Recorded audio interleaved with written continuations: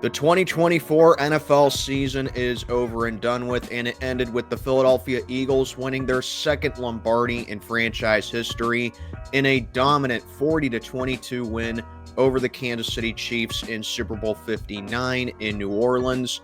And the score really doesn't indicate how dominant the Eagles were in this game, as I'll get more into that in a little bit. As for the Kansas City Chiefs, there will be no three-peat. So I wanted to come on here and make a recap about this game, but this is honestly going to be more like an autopsy of the game, to be honest with you. You know it's dead, and nothing's going to change that, but you got to do an autopsy to find out what killed it. So let's get on to this game. Before the game, everyone was wondering two things: what the script was and if a meteor could just hit the field. If you saw the script having this big of a plot twist not seen since Star Wars The Empire Strikes Back, then I applaud you. The good news for Kansas City is that they held the Eagles to just 3 yards a carry, well under their season average of 4.9. The bad news is they got blown the F out. The best way I can describe Super Bowl 59 in general is like this. Take Super Bowls 48, 55, 26, and 37 and put them in a blender. It looked as if the script was going to follow suit, as in the first quarter and literally the first drive of the game, a terrible pass interference was called on A.J. Brown, where he barely stuck his hand out just to see how much separation he was causing, and only for the refs to make up for it later with a tacky call on the Eagles for a very soft personal foul call. Other than that, I felt like the game was called fairly.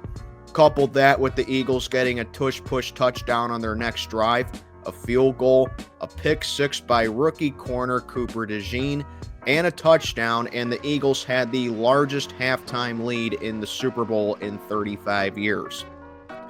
I know the halftime show gets a lot of hate, and I myself am not a huge Kendrick Lamar fan, but let's be honest, guys. Kendrick Lamar performed way better than Kansas City did the entire game.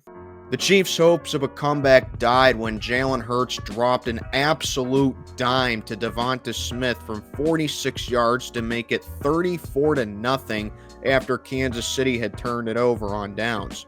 Then Milton Williams strip sacked Mahomes under 10 minutes to go in the fourth. That was eerily similar to Brandon Graham's strip sack on Tom Brady in Super Bowl 52. Oh, and by the way, Mahomes is now 0-3 in playoff games when Tom Brady is present.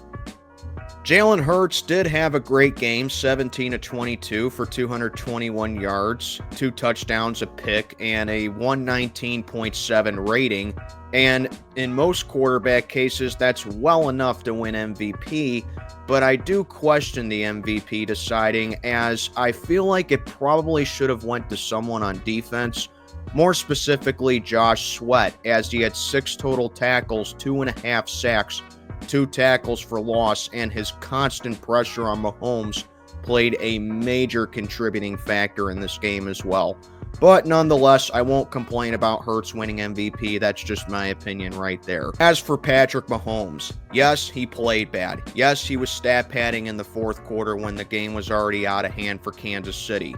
21-32, 257, 3 touchdowns, 2 picks, got sacked 6 times, and a 95.4 rating should be way worse than what it was.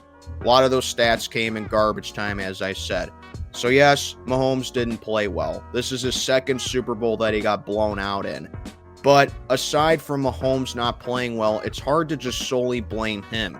When your run game is non-existent, when your receivers have several crucial drops throughout the game, when your offensive line can't block anybody on Facebook and feels the heat constantly from Philadelphia's front, and when your defense gets grounded and pounded by Philadelphia's elite run game and offensive line all game, I really don't think any quarterback would have beaten Philadelphia on Sunday night. Mahomes would have had to play the greatest game by a quarterback in NFL history for the Chiefs to even have a chance in this game. When it was all said and done, the Eagles blew out the Chiefs 40-22 in the most unexpected Super Bowl blowout probably since '48. The Chiefs were denied a three-peat. Philly is burning to the ground, and really the New York Giants took the biggest L the entire season as they let Saquon walk in free agency, only for him to go to their biggest rival, and they won the Super Bowl. Before the game, Mahomes was being talked up as the GOAT and as if he could pass Tom Brady in that category, and even if the Kansas City Chiefs dynasty could be the best ever in the Super Bowl era.